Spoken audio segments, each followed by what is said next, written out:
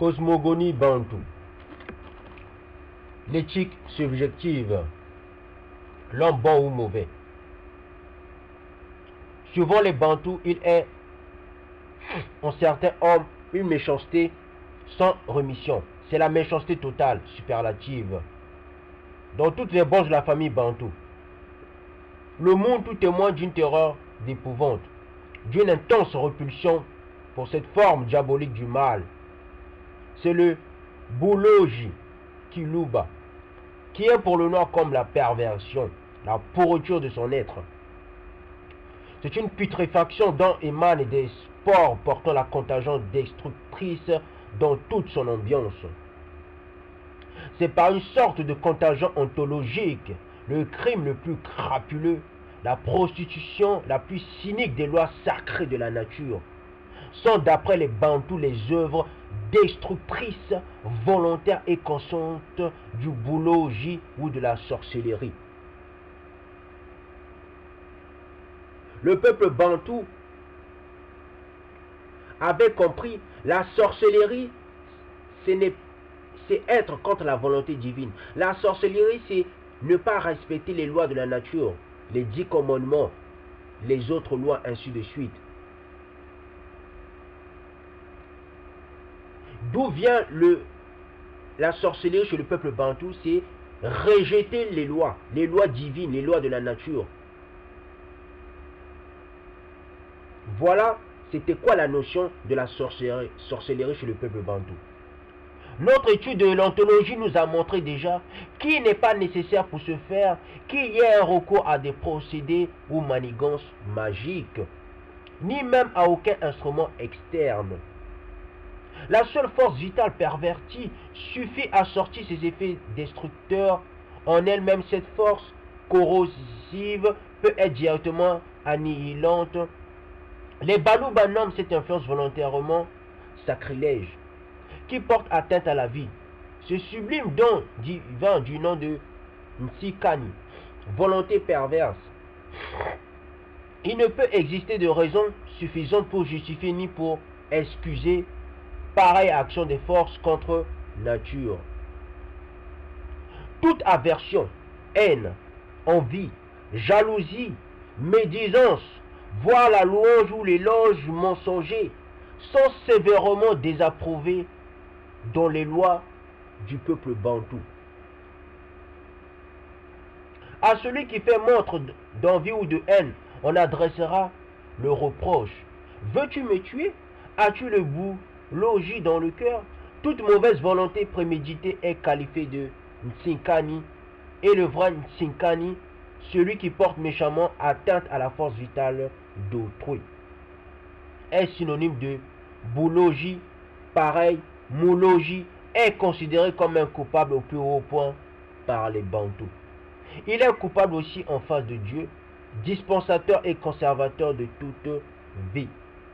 Le mouloji, portant atteinte à l'ordre naturel, au droit naturel et par conséquent au droit positif, est donc aussi coupable du point de vue judiciaire. La société exerce son droit de défense contre un semblable malfaiteur qui répand la destruction et la mort, qui provoque l'annihilation de l'être. Les Bantous connaissent des formes mineures de la méchanceté. Ils admettent notamment qu'un homme peut être provoqué et excité par d'autres au point que sa bonne volonté de vie s'inverse en volonté d'anéantissement. L'homme peut être amené à subir de telles avanies de la part de son prochain qu'il se trouve entraîné, comme malgré lui, à prononcer des imprécations, à vouloir la réduction vitale d'autrui.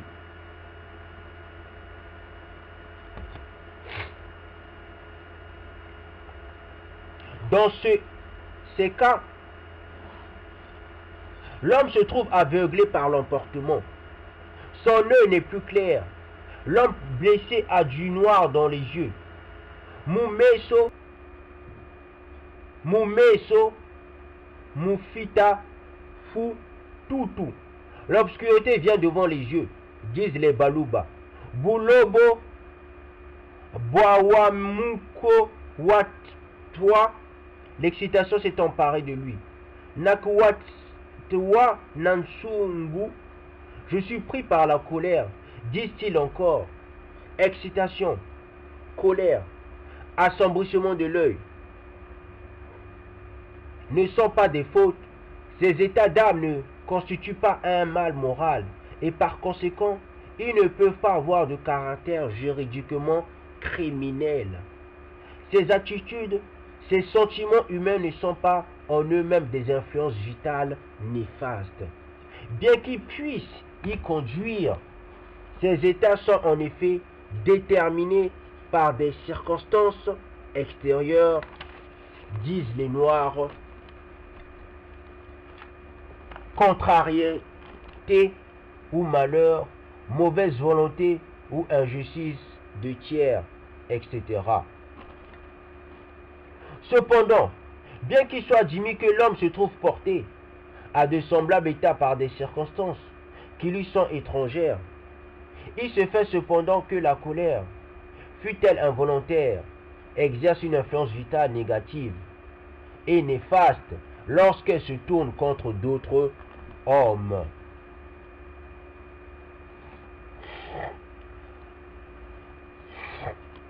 L'homme excité ne se trouve plus dans des dispositions respectueuses de la vie. Il est dans un état anormal, dans un état contre nature. Et ce état anormal, en conjonction avec une volonté destructrice involontaire, suffit pour exercer une influence nocive sur des humains qui se trouvent en relation vitale avec lui et sur toutes les formes de vie d'existence mineure, contre lequel se dresse sa volonté excitée au mal.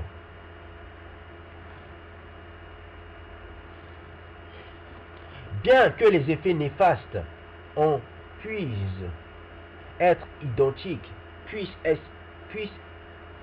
identiques, il reste une différence fondamentale entre la méchanceté du sorcier et la volonté mauvaise de l'homme excité au mal. On ne dira pas du sorcier, de l'anéantisseur, que la méchanceté s'est emparée de lui. On dira qu'il est méchant, que son influence vitale est mauvaise. De l'homme excité, on dira qu'il a été provoqué par des circonstances fâcheuses et qu'il a été pris de colère. Aussi longtemps que l'homme agit sous l'empire de la colère, aussi longtemps que l'obscurité lui reste devant les yeux, on ne lui comptera pas à faux des faits qu'il peut commettre. Il s'agit ici bien entendu d'une poussée de colère passagère, car la nature colérique produisant des explosions chroniques ou un état permanent sera compté comme une expression de la méchanceté d'un homme pervers, d'un anéantisseur. Lorsque l'excité retrouve son calme, lorsque la colère le lâche, et lorsqu'il commence à se rendre compte de tout ce qu'il a pu dire et faire sous l'empire de son emportement, il est obligé de corriger son influence destructrice involontaire pour revenir à une attitude, à une influence du respect de la vie. Le Muntu, c'est l'énergie. Le Muntu, c'est l'esprit de Dieu. C'est ça la spiritualité du peuple bantou. La spiritualité du peuple bantou était métaphysique et spirituelle. C'était concentré sur l'énergie. C'était concentré sur le monde de l'esprit et du monde des âmes. Comme cette colère excitée par un agent extérieur, c'est, de par sa nature, extériorisée. Retenez bien le mot extériorisé, parce que dans la cosmogonie des initiés, nous allons en parler. Retenez bien ce mot extériorisé. Il est obligé également de révoquer publiquement ses imprécations et ses malédictions et de témoigner sa bonne volonté. Aussitôt que ses yeux voient à nouveau clair, si par contre ils sont tête après qu'il est libéré de l'emprise de la colère, il est fautif. Il y a chez lui une mauvaise volonté qui lui est imbutable et les circonstances atténuantes ne peuvent pas excuser plus longtemps. La preuve extérieure de ce qu'on s'est dégagé de toute influence néfaste, volontaire est fournie en éjectant la salive. C'est ce qui se pratique notamment lorsque deux amis se réconcilient après dispute.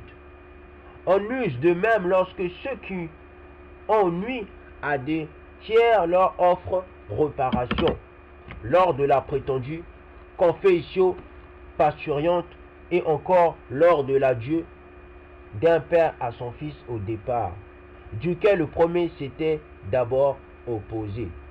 Nous aurons à revenir plus tard sur ces cas d'application particuliers. Les forces vitales sont ordonnées par Dieu, à l'exclusion de l'intervention humaine. La hiérarchie des forces est une ordonnance ontologique, étrangère à toute convention, à toute immixtion externe. Toutes les forces sont en relation d'interdépendance étroite, d'essence à essence et sans recours à des moyens externes. Les forces vitales ne sont d'ailleurs pas des valeurs quantitatives mathématiques. Ce ne sont pas non plus des valeurs qualitatives statiques définissables par la philosophie. Ce sont des forces agissantes, non seulement en elles-mêmes et sur elles-mêmes, mais des forces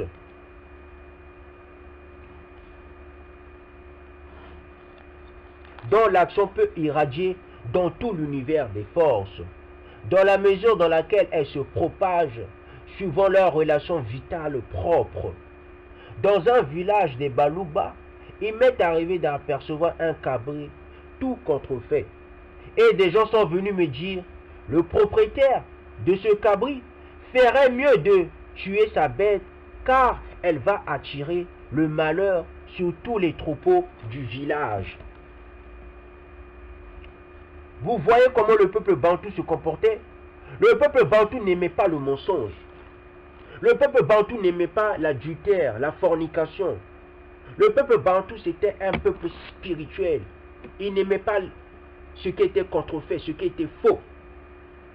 Ça, je parle aux personnes qui étaient dans la métaphysique, qui étaient dans l'hyperphysique, les personnes qui étaient dans le muntu, qui étaient dans la spiritualité du peuple bantou originel, dans la religion primitive du peuple bantou. Mais, auteur a signalé qu'autrefois les Noirs jetaient à la rivière des nouveaux-nés mal venus. Il est bien connu que les Bantous portent leurs malades hors des villages pour les soigner en brousse ou dans la forêt et ne les ramènent que lorsqu'ils sont guéris. Je me suis laissé dire qu'un noir de la religion de Stanleyville s'en alla se suicider pour avoir levé la main sur sa mère.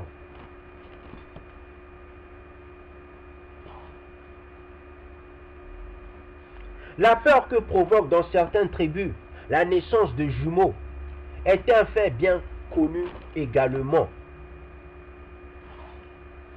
Dans la région de Milambwe, au nord de Kamina, des chasseurs-tueurs, il y a une couple d'années, une antilope à 5 pattes, aucun noir n'osa goûter du gibier, et la pièce supportée telle qu'elle à la mission protestante établie dans la région. Ces cas prouvent que les Noirs admettent des influences vitales parfaitement inconscientes.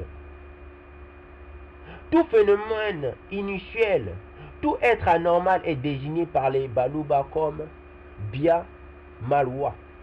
Et ces excentricités sont considérées par eux comme un trouble dans l'ordre naturel.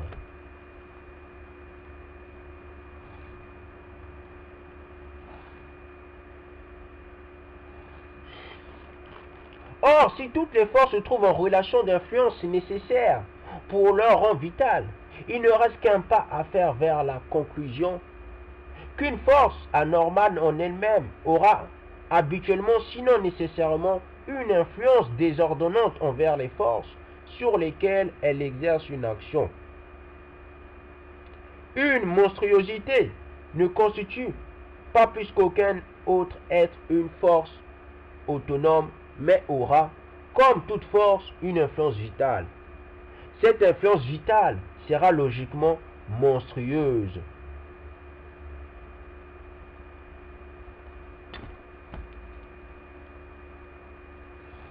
C'est ça le Muntu. Le Muntu, la spiritualité du Muntu. Tout est basé sur la spiritualité. Le peuple bantou, tout est basé chez lui dans la spiritualité. Les Bantous semblent voir un certain automatisme dans l'influence réciproque des forces vitales. Un peu comme nous verrions une relation nécessaire entre les engrenages d'une mécanique. Il suffit qu'un pignon soit excentrique pour troubler totalement le mouvement.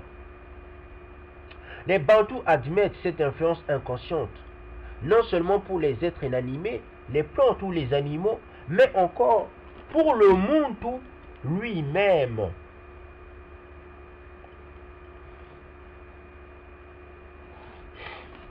Ils sont convaincus, me semble-t-il, que l'homme animé des meilleurs sentiments, de la meilleure intention vitale, peut néanmoins exercer une influence vitale néfaste,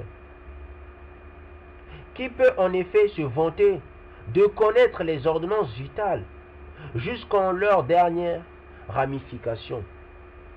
Les lois générales de la causalité sont connues de tout Muntu. De même qu'appartient au patrimoine commun la connaissance des règles élémentaires de la physique bantou.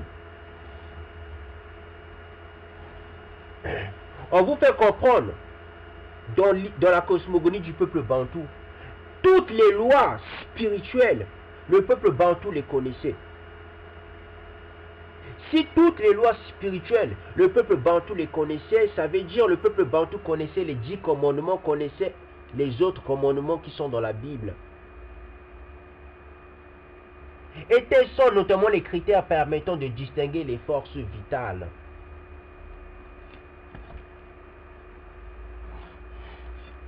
Cependant, la connaissance particulière et concrète reste toujours aléatoire.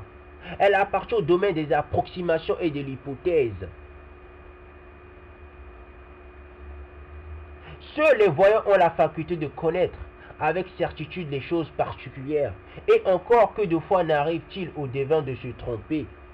Luboko, Lutubi, Lutupile, disent les Baluba. La tentative de divination a échoué, elle a raté, à la manière dont le chasseur rate son gibier. L'échec d'une divination ne porte pas nécessairement les Noirs à conclure à la vanité de ce moyen de connaissance.